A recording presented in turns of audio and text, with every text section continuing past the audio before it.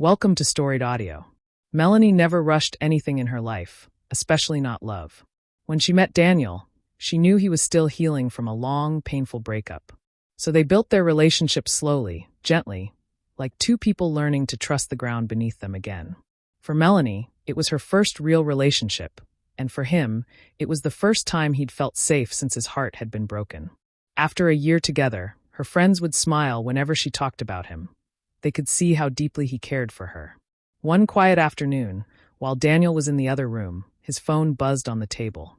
Melanie glanced over without thinking and froze. A message from his ex. "Hi, can we talk, please?" Her stomach dropped. Her hands went cold. Every insecurity she thought she'd buried came rushing back. She stared at the message, terrified that if he saw it, if he answered, maybe he'd realize he still loved her. For a split second, she even thought about deleting it. But before she could move, Daniel walked back in. He saw the notification.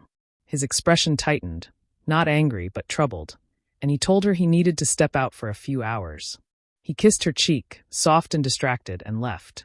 The moment the door closed, Melanie's panic swallowed her whole. She called her friends, voice shaking, telling them everything. They reassured her again and again. He loves you. He wouldn't cheat. He chose you. But fear is louder than logic. She started packing a small bag, just in case he came home, and told her he was going back to his ex. Tears blurred her vision as she folded clothes she wasn't even sure she'd need. When Daniel finally returned that evening, he found her sitting on the edge of the bed, eyes red, suitcase half open beside her. His face softened instantly. "What happened?" he asked, stepping toward her. She broke. She told him she'd seen the text, that she thought he was leaving her, that she didn't want to lose him. Her voice cracked under the weight of it. Daniel stared at her, stunned. Then he pulled her into his arms, holding her like he never wanted to let go. "Melanie," he whispered, "I love you."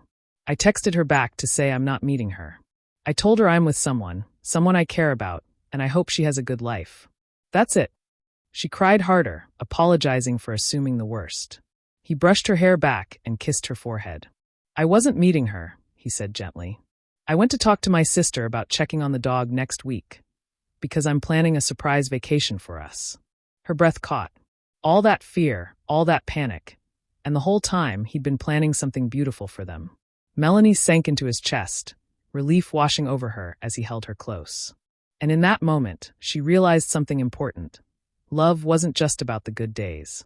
It was about choosing each other even through fear, doubt, and old ghosts trying to claw their way back in. And Daniel chose her. Every time. Subscribe for more audio stories.